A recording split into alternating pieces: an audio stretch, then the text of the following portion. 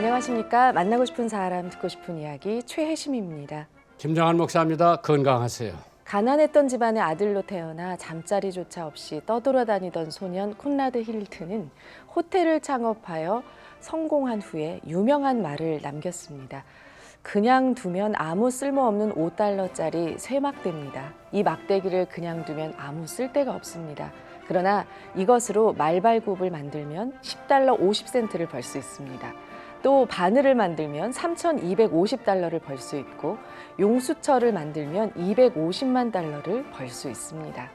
여러분, 아직도 우리들에게 원자재가 부족한 것입니까? 가능성이 없다고 말하겠습니까? 네, 우리는 이런저런 핑계로 말씀을 외면하곤 합니다. 하지만 우리에게 주신 원자재인 생명의 말씀, 영생의 약속을 꼭 붙들며 삶에서 예수의 향기를 녹여내는 방송가족 여러분이 되시기를 소망합니다. 네, 오늘 이 예화가 참 우리에게 많은 것들을 생각하게 하는 것 같습니다, 목사님.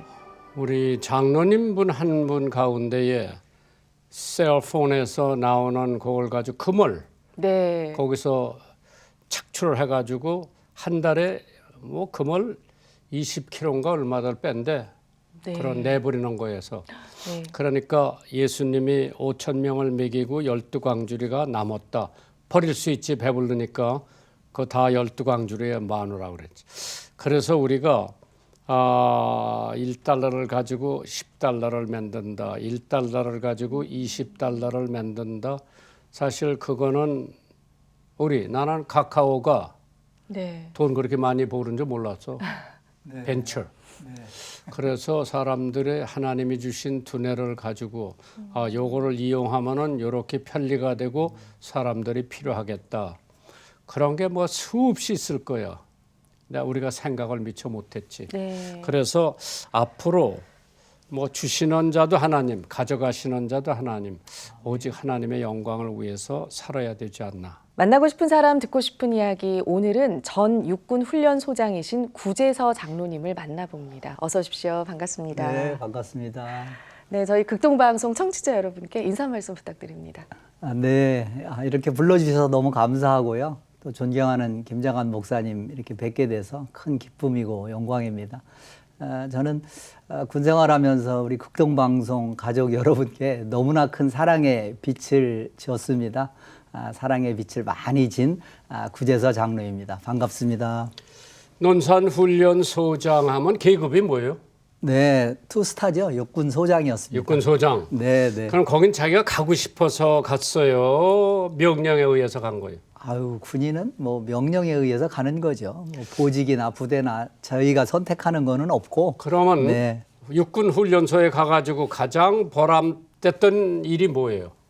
뭐 굉장히 많은 일이 있었는데 정말 많은 훈련병들이 육군훈련소는 들어오거든요. 1년에 12만 5천 명 정도가 들어오니까 정말 황금어장이라고 할 수가 있는데 그 많은 훈련병들에게 어찌됐든 복음의 기회를, 복음을 전할 기회를 하나님께서 허락하신 게 너무너무 감사하고 특별히 그 기간에 우리 목사님과 극동방송에서도 이렇게 많이 후원을 해주셨지만 영무대 군인교회를 5천석이 넘는 전 세계에서 어떻게 보면 가장 아름답고 가장 멋진 교회를 건축할 수 있었던 것이 정말 하나님의 은혜였던 것 같습니다. 장로님 재임 기간에. 네네. 제가 마지막 3년 있으면서 그 기간에 건축을 마무리하고 하나님 앞에 봉헌까지 할 수 있었으니까 네네. 그리고 그게 너무 또 감사하죠. 다른 청취자들은 다 모르지만은 네. 그 전에 네. 세례식을 많이 했는데 보통 몇 명이나 해요? 1년이면?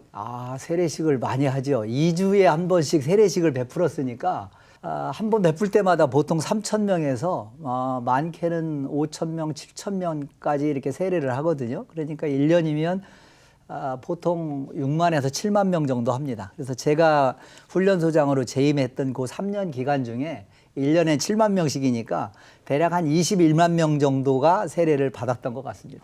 정말 하나님 은혜죠. 네, 저희 김장한 네. 목사님께서도 가셔서 그때 침례식을 네, 네. 정말 아, 네, 뭐 정말 그거는 그거지만은 이제 우리 장선이 거기 가서 훈련을 받았죠. 네, 맞아요. 그러니까 네, 지금 기억납니다. 이제 훈련소에 앞으로 갈 엄마들도 이걸 들을 거고 그렇죠. 또 네, 네. 갔다 온 사람들의 엄마들도 이 방송을 네. 들을 텐데 네, 네. 그 엄마들이 이제 거기 가서 네. 배웅을 하면 다 운대머니요, 엄마들이. 네. 왜? 그러니까 예나 지금이나 뭐 군이 환경도 시설도 많이 좋아졌다고는 하지만 그래도 군에 보내는 부모님의 마음은 제가 볼 때는 별로 변함이 없는 것 같습니다. 근데 지금 뭐 별로 전쟁도 없고 네. 전쟁할 때는 힘들지만은 지금 네. 그래도 전쟁 시보다는 편안하죠. 그래도 군인은 기본적으로 전쟁을 준비하는 전쟁을 가능성이 많든 적든 준비하는 조직이고 집단이다 보니까 늘 이제 경각심을 가지고 또 이렇게 훈련하고 하는 그럼 거니까. 훈련소장님을 역인했기 네. 때문에 지금 아들이 앞으로 군대 간다, 앞으로 갈 거다, 지금 네, 군대에 네. 있다.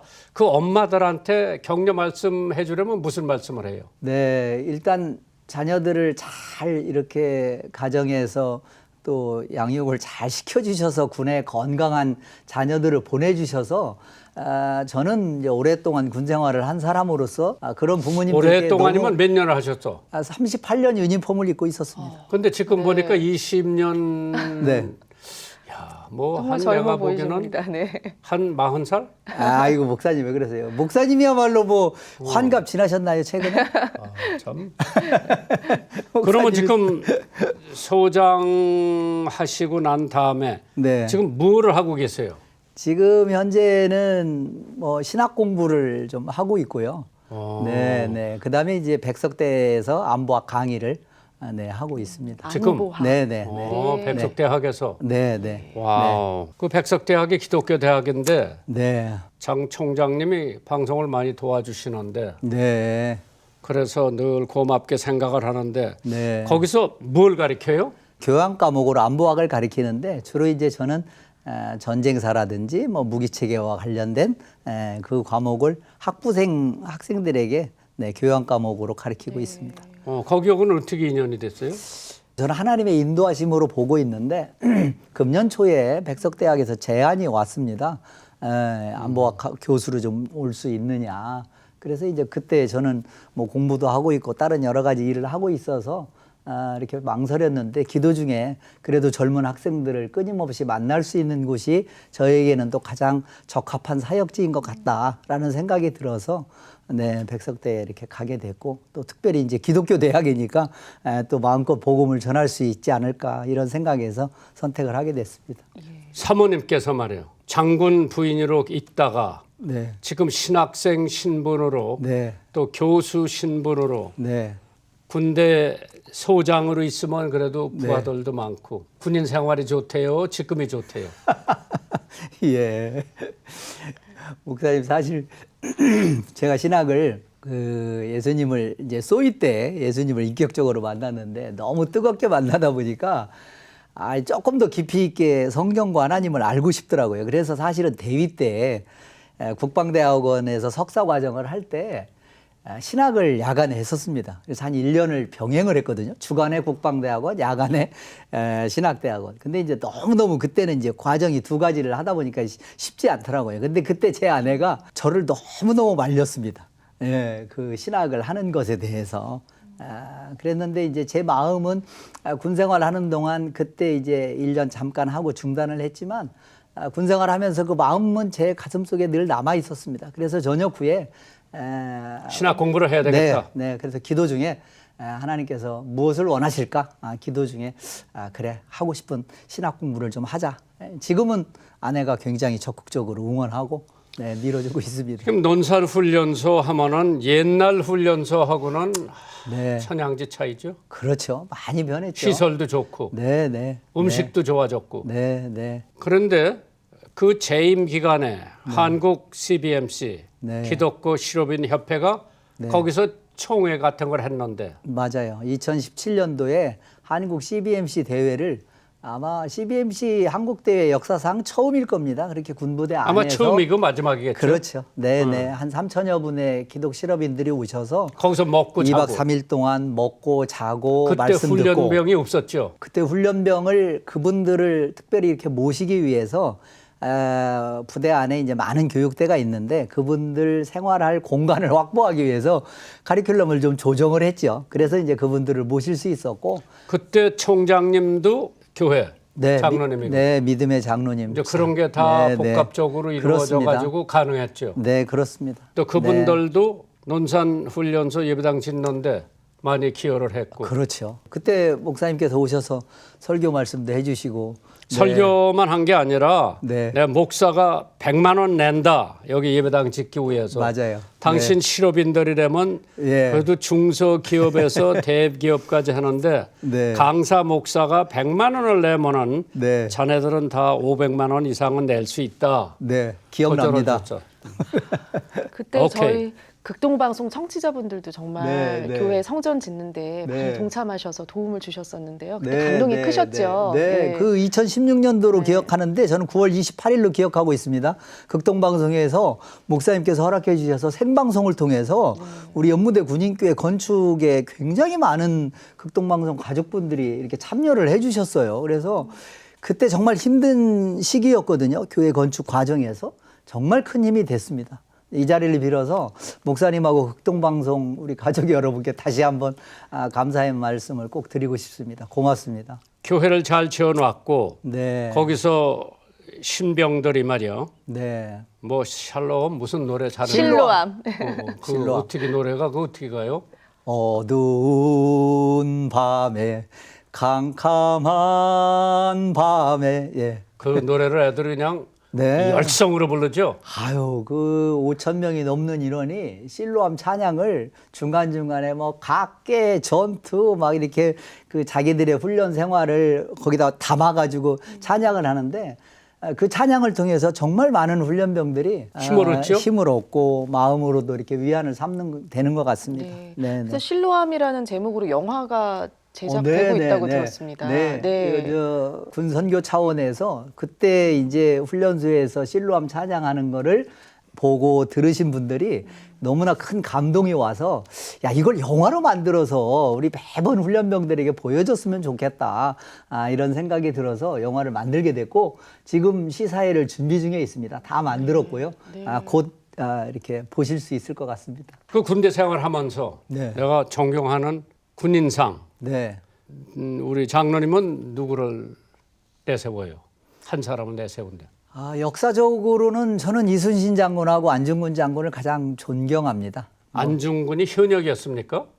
그래도 너무나 어려운 시기였지만 그래도 독립군의 일환으로 군인의 자격으로 일본 이등병 총독을 사살을 한 거니까 군인의 신분으로 군인의 자격으로 한 거라고 생각을 하고 그분의 어떤 용기, 헌신 이 부분은 정말 군인으로서 본받아야 될 그런 부분이고 그분이 이제 옥중에서 글을 많이 이렇게 쓰셨는데 그 중에서 이제 위국헌신 군인 본분이라는 말을 쓰셨거든요. 그래서 이제 그 글귀를 많은 군인들이 곳곳에 새겨놓고 정말 마음속에 간직하고 군인이면 이런 삶을 살아야지, 이렇게 살아야지라고 귀감을 얻고 있거든요. 이순신 장군은 왜?